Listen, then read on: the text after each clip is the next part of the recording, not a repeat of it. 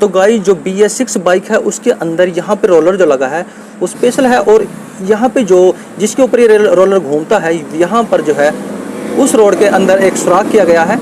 और यहाँ पर इस हेलो गाइस, तो गाइस ये है हीरो की स्प्लेंडर प्लस BS6 बाइक, और इस बाइक के अंदर मैं डालने वाला हूँ टाइमिंग चैन। तो टाइमिंग चैन की साउंड कैसी आ रही है इस बाइक में वो मैं आपको पहले स्टार्ट करता हूँ, फिर दिखाता हूँ। तो मैं इसको स्टार्ट करता हूँ। तो गाइस मैंने इसको स्टार्ट कर दिया है, साउंड आप सुन सकते हैं टाइमिंग चैन की साउंड कैसी आ रही है इसके अंदर से। तो इस तरह की होती है टाइमिंग चैन की साउंड, आपने शायद सुन लिया होगा ध्यान से। चलेगा जी, इसकी टाइमिंग चैन कैसे चेंज करते हैं तो वो आज हम आपको दिखाते हैं। तो गाइस सबसे पहले हम ये जो साइड प्लेट है इसको खोल लेते हैं। उस साइड में 10 mm का एक बोल्ट होता है, ये लगा हुआ, ठीक है। इसको खोलते हैं तो ये साइड प्लेट इस तरह से खुल जाती है। तो गाइस देख सकते हैं इसकी टाइमिंग चैन कितने लूज है, ठीक है। इसलिए हम इसकी जो टाइमिंग चैन है वो चेंज करने वाले हैं स्प्लेंडर प्लस BS6 की। इस तरह से आप चेक कर सकते हैं इसको, ये प्लेट उतार के। उसके बाद इस कवर को खोल लेते हैं। इसमें 8 mm के ये बोल्ट लगे हैं यहाँ पर, ठीक है। इसको खोल लेते हैं। गाइस हमने इस कवर के सारे बोल्ट खोल दिए हैं, लेकिन यहाँ पे एक चीज़ का ध्यान रखें, आप यहाँ पे इसके नीचे कोई डिब्बा वगैरह रख लें, क्योंकि जो पहले स्प्लेंडर प्लस होती थी उसमें अंदर एक प्लेट लगी होती थी, लेकिन BS6 में ऐसा नहीं होता। अब हम इस पर थोड़ा हथौड़ी मारेंगे तो यहाँ पर जो है इसके अंदर से तेल निकलता है, ठीक है। तो ये ध्यान रखें और इस तरह से आप इसको निकाल दें। और आप देख सकते हैं नीचे जो है इसमें तेल निकल रहा है, इंजन ऑयल, ठीक है। क्योंकि इस साइड में जो है अब इंजन ऑयल रहता है, पहले जो स्प्लेंडर प्लस था उसमें इस साइड में कोई ऑयल वगैरह नहीं रहता था।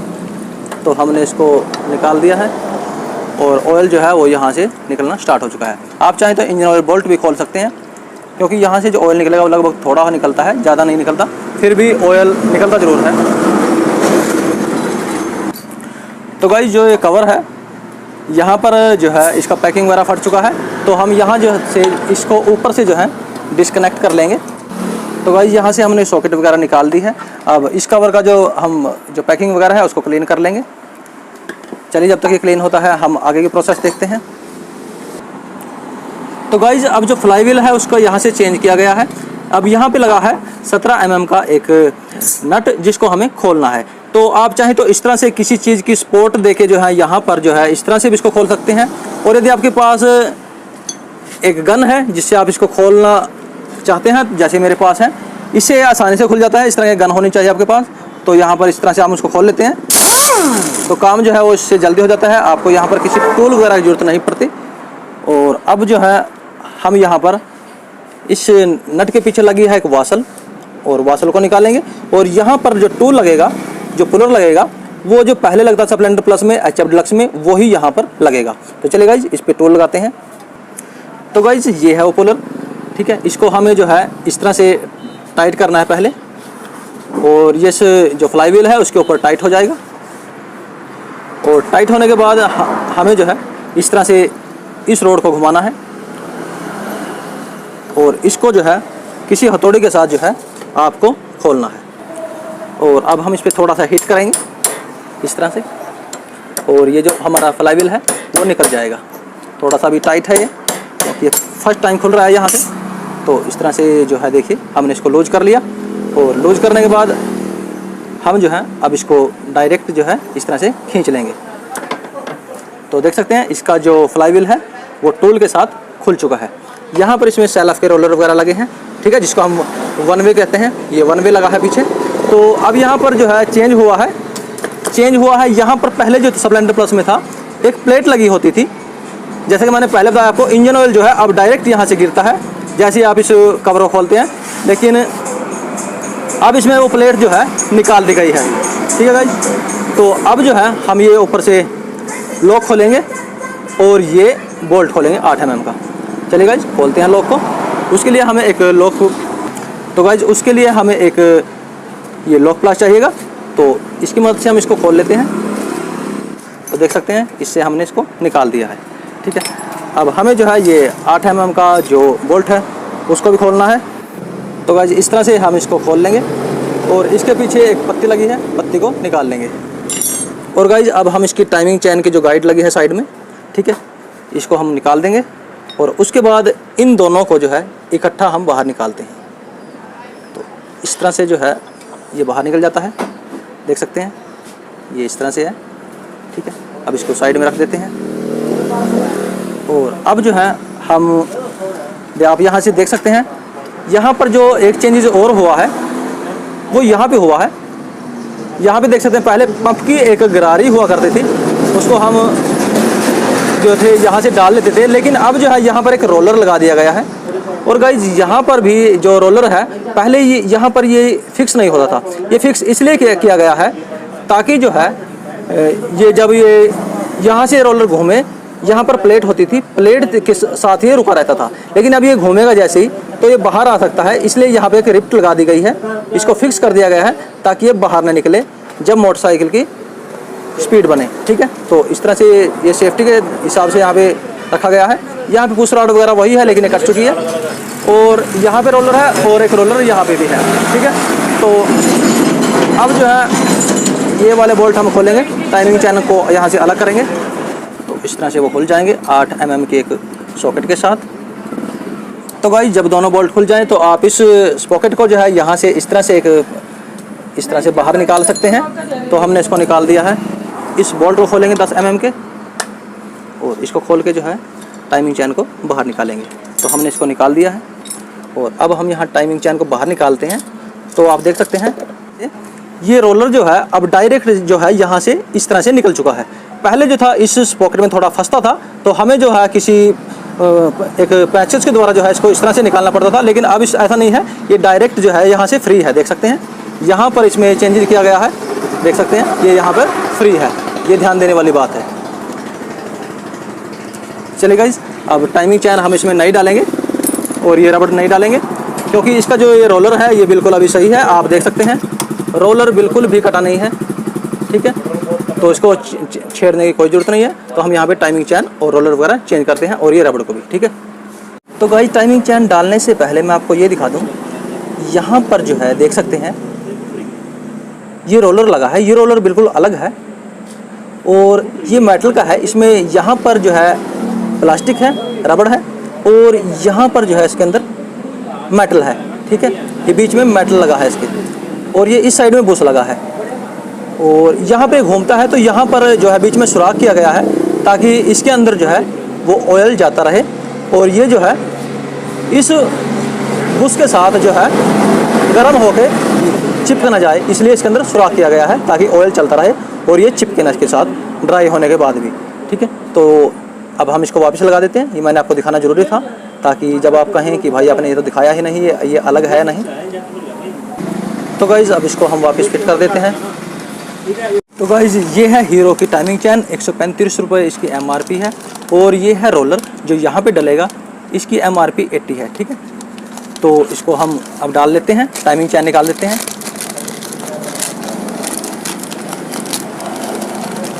तो ये हीरो की टाइमिंग चैन है। इसके अंदर कई बार डायमंड की टाइमिंग चैन निकलती है, कई बार रोलन की, और कई बार स्पेशल हीरो की भी निकलती है। तो ये देख लेते हैं हम इसके अंदर क्या निकलता है। तो यहाँ पर इसके अंदर जो निकली है टाइमिंग चैन वो डायमंड की निकली है। चलिए इसको इंस्टॉल करते हैं। तो इंस्टॉल करने के लिए हमें जो है इसको आगे से डालना पड़ेगा। तो यहाँ से हम इसको डाल लेते हैं आगे की तरफ से।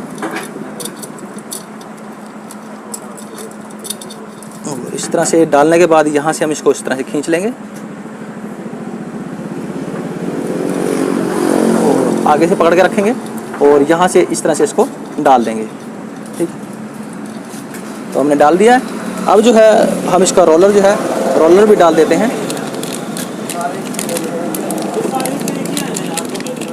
तो रोलर को हमने फाड़ दिया है। तो यहाँ पर हीरो का रोलर हम यूज़ कर रहे हैं। तो यहाँ पे मैं आपको दिखा दूँ, तो यहाँ पे हीरो भी लिखा हुआ है, देख सकते हैं, ठीक है। ये काफ़ी सॉफ्ट होता है जो ओरिजिनल रोलर होता है। अब इसको हमें डालना है। आप चाहें तो इसको आगे से भी डाल सकते हैं, यहाँ से, और पीछे से भी। पहले पीछे से डालना मुश्किल होता था, लेकिन अब जो है यहाँ से जो है इसको यहाँ आसानी से डाल सकते हैं, देख सकते हैं। ये आसानी से जो है अब यहाँ से डल चुका है। और अब हम जो है इसको यहाँ से जो इसका सुराख है उसकी सीध में करेंगे, और यहाँ से जो बोल्ट हमने खोला था वो बोल्ट जो है हम यहाँ से वापस से लगा देंगे।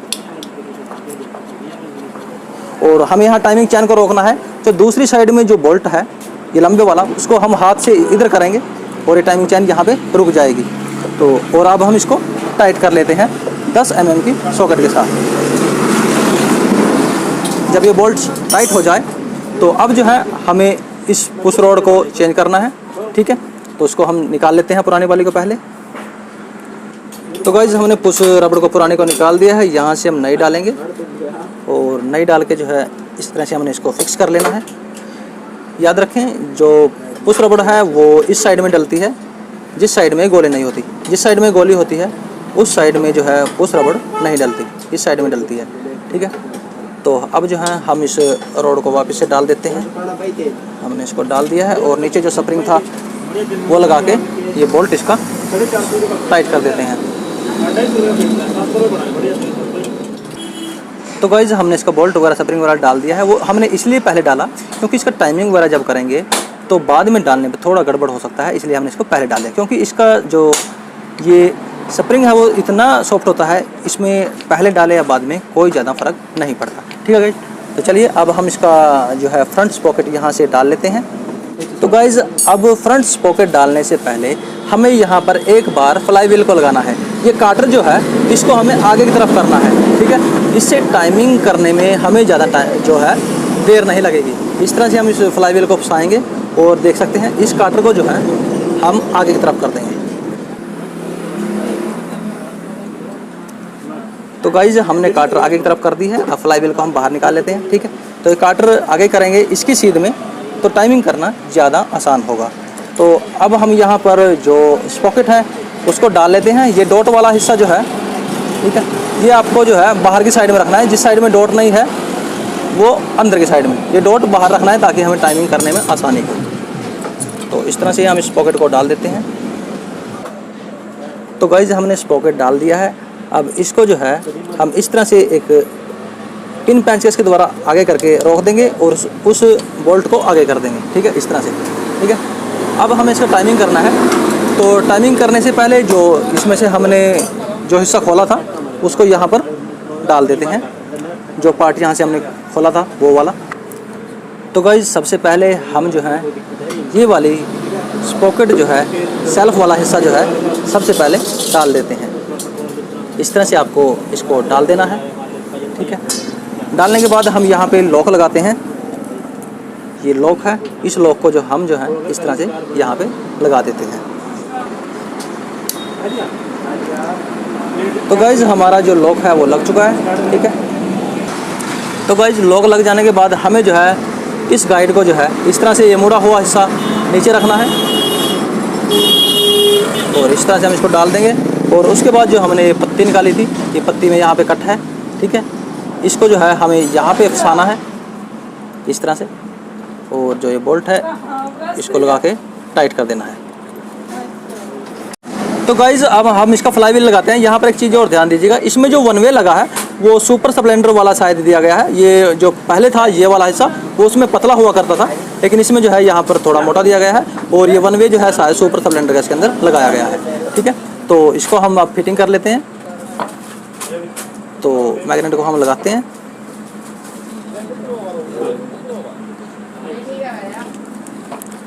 तो इस तरह से जो है हमारा जो मैग्नेट है फ्लाई व्हील जो है वो फिट आ चुका है।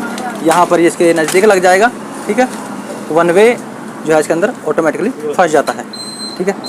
तो चलिए गाइज अब इसका हम जो वासल है वो लगाते हैं और उसके ऊपर नट को टाइट करते हैं। तो गाइज हमने ये वासल लिया और उसके ऊपर ये 17 mm का नट लगाया और गन के द्वारा जो है हम इसको टाइट कर देते हैं।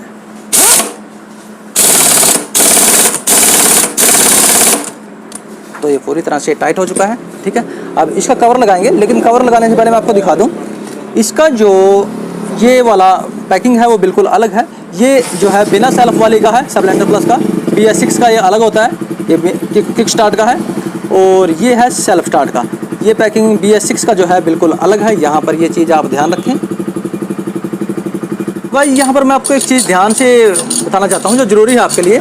पहले क्या होता था, जैसे BS4 बाइकें होती थी तो उनमें यहाँ पर एक जो था एलन की बोल्ट लगा होता था जिससे हम टाइमिंग आसानी से कर लेते थे मैग्नेट को घुमा के, ठीक है।